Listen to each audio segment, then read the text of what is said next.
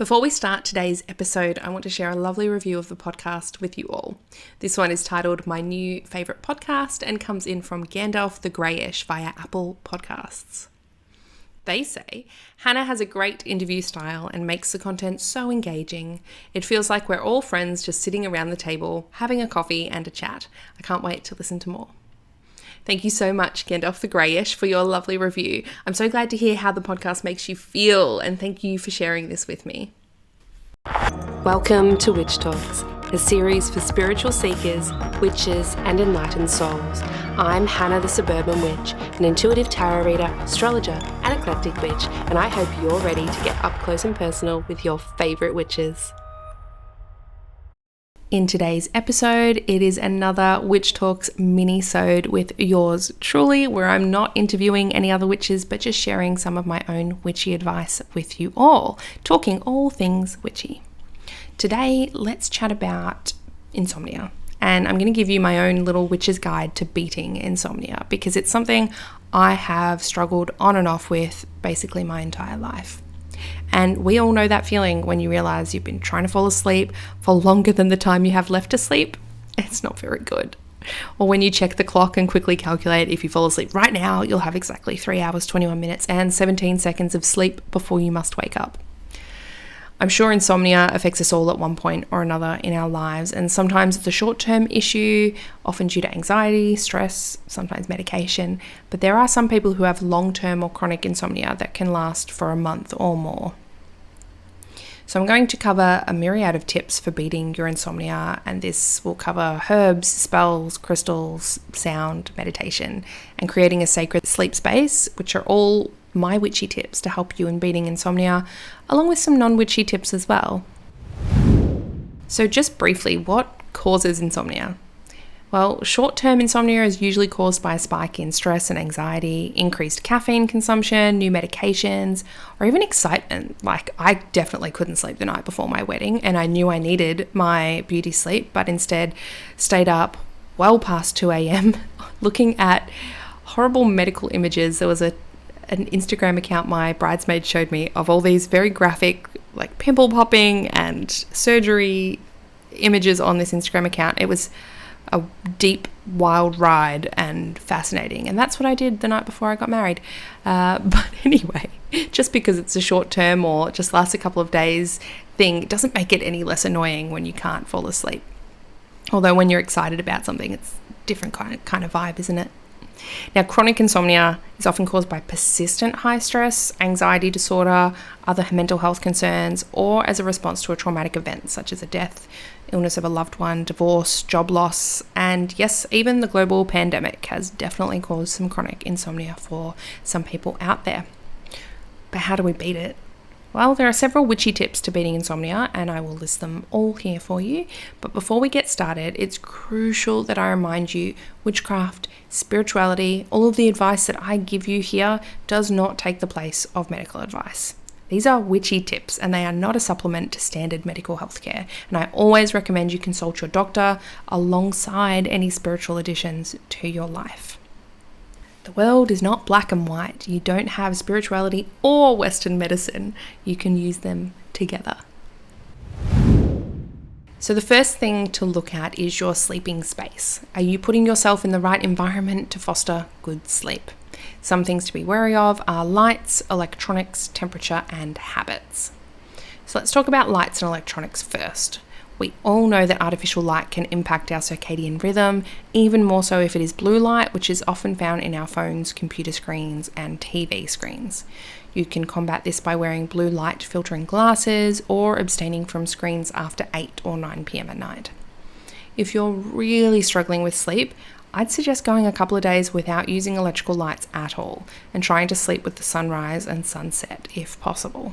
The best sleeps I ever had were when I lived in the Amazon jungle of Peru with no electricity. And I'm a Virgo with anxiety, and I slept amazingly. I will note I did get woken up with a monkey peeing on me because we didn't have real windows, but that's a different story. Secondly, the electromagnetic frequency of electrical items can tamper with your sleep patterns. Especially bad for this are Wi-Fi routers, power lines, cell phones, and phone towers, but all electricity emits EMFs. Some people are sensitive to EMFs and they can build up over time, causing issues alongside insomnia too. So try to keep all of these items out of the bedroom, or at the very least not right next to your bed. Focusing on grounding yourself is great for relief of a buildup of EMFs, as well as taking magnesium salt baths. If you don't have a bath or don't have time for a bath, the magnesium spray that you rub onto your body is excellent.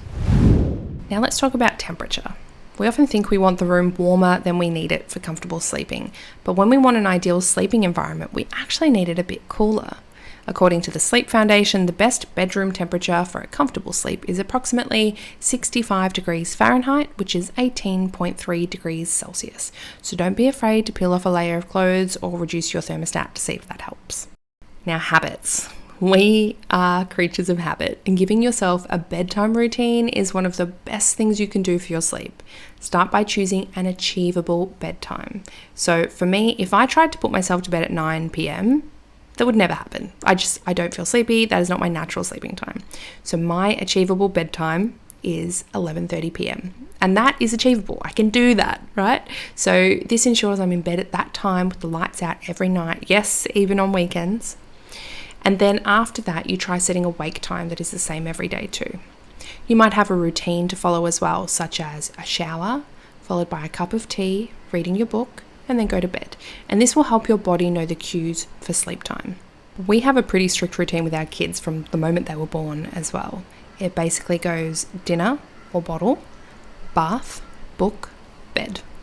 And they know that routine down pat. So even when they're really young, 6 months, 8 months, a year old, as soon as they've had that bath and they're having that book, they know it's time for bed and they start falling asleep. Their body knows, they recognize this routine, and you need to do that for yourself as well.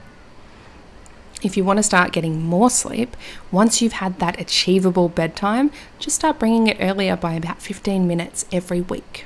See how that helps. Lastly, we need to remember that this is the witch's guide to beating insomnia, and so far we've covered the mundane muggle tips. So make your bedroom the ideal sleep environment by treating it sacredly. Have you cleansed the space recently? Also, don't underestimate the power of a good energy shield, removing mirrors, upping the vibrations, and even looking at the feng shui of your space. If you are having any issues with spiritual visitations at nighttime, few tips for you here. Make sure you don't have your ancestral altar in your bedroom. That can encourage communication with them. And you can use something like a dragon's blood incense, because that usually just cuts out any spiritual activity. Now, whenever someone comes to me with sleep issues, one of the first things I suggest is actually lepidolite. This beautiful purple stone is one that will hold you in an ocean of calm, and it's super gentle and actually has a permanent home inside my own pillowcase. If your reason for insomnia is anxiety-based, then howlite is the crystal for you. I recommend getting this in a spherical tumbled stone to increase the even and gentle vibes that this stone gives off. It's especially great for those with Virgo or Gemini placements in their chart. To reduce the effects of EMFs, you'll want to try any of these crystals, either worn on you, put next to your bed, or placed between you and the offending item in question. Black tourmaline, hematite, fluorite, snowflake obsidian, pyrite, magnetite, shungite, or black moonstone. Reminder that magnetite, hematite, and pyrite need to stay clear of your laptop, or it can cause major havoc. And sometimes it is a more sinister reason for not sleeping, and that might be due to nightmares, sleep paralysis, which I've had my fair share of, or in rare cases, hauntings. If there is an entity in your space, absolutely find a professional to help you work through this. If you're experiencing sleep paralysis or nightmares, you can include a chunk of black obsidian by your bedside table and grid your space with black tourmaline, so just placing a small stone in each corner of the room. If you need more help with those specific issues, I do have a video. It's an older one on my YouTube, but it is for help with nightmares and sleep paralysis and things like that. Now let's talk about herbs, and a reminder that these suggestions need to be run past your doctor or pharmacist, as herbs can have a very drastic effect on medications and some medical conditions. So herbs can be used as an infusion or a tea just before bed as part of your wind down routine, or you can utilize the essential oil topically or in a diffuser. Reminder, if you use essential oils, please dilute them. You can't just put them on your skin or put them in your bath. You need to dilute them.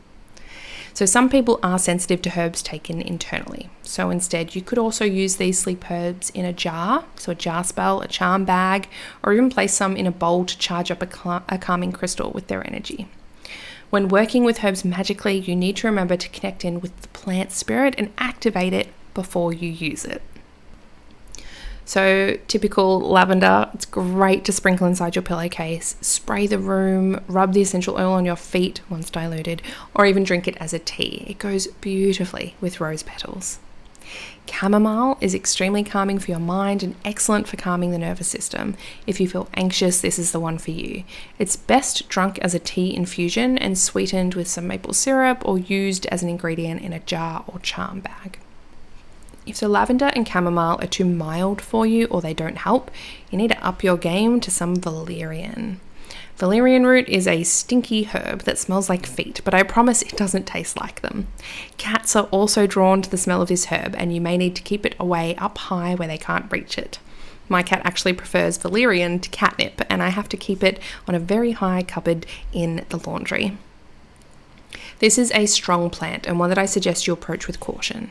Start with a single teaspoon infusion and make sure to let it steep for 10 to 15 minutes covered to keep the precious oils inside. Some people report strange dreams or even experience lucid dreaming when using valerian. You can also buy this in pill form at the pharmacy if the smell is a bit too much for you, but I promise it just tastes slightly minty and very earthy. Meditation is another one that's excellent for clearing the mind, refreshing the body, and calming the spirit. An ideal practice is to meditate 3 to 7 times a week for 20 minutes. That is like peak goals. Some people like to meditate first thing in the morning, which is essentially impossible if you're a parent of little ones, which is why my time of choice is about 30 minutes before bed. It's a great way to disconnect from your day, from your phone, and from reading for a night of rest. If you're not sure how to meditate, I do have a fantastic video on my YouTube channel called How to Get Started with Meditation. It's for beginners and those who struggle to meditate. Yes, I'm looking at everyone with ADHD. I give 1,000,001 tips for working through that. Now, I do have a fantastic visualization for insomnia. And I'm yet to make a YouTube video or any actual content for this, but when I do, I will update you all because this is hands down my go-to method for beating insomnia, and it's really hard to bring it across with words, but I call this my crystal castles visualization. So what you want to do is pick your favorite crystal that you're drawn to in the moment. So some good ones are, for example, I often use lepidolite or amethyst because they're both really calming. I find both of them are like the lavender of the crystal world. So you want to pick a crystal and then imagine that it is huge and either carved into a castle shape, a house, or really go wild with your imagination as to how it is somehow habitable. I've imagined mountainous caves filled with amethyst geode style crystals, and the entrance looked fresh out of the mines of Moria in Lord of the Rings. And I've had clear quartz castles that were more akin to Elsa's castle on top of the North Mountain, but with crystal clear walls and ceilings. My favourite though is my lepidolite castle. It's set in a flat clearing with some shrubs nearby and always happens to be dusk when I imagine myself approaching it. The castle itself is less like a castle and looks more like I've magnified my tumbled stone and just plunked it in a landscape with a door.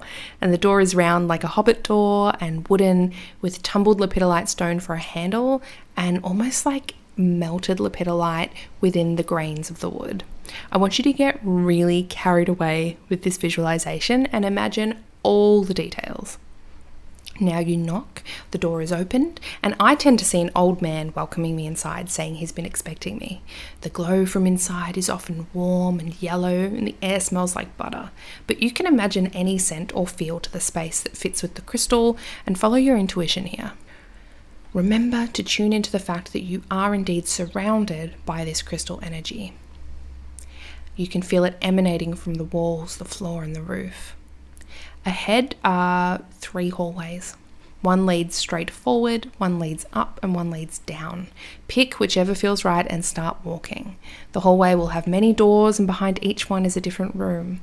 Some have princess-style four-poster beds with 20 mattresses, and others have beds made from clouds.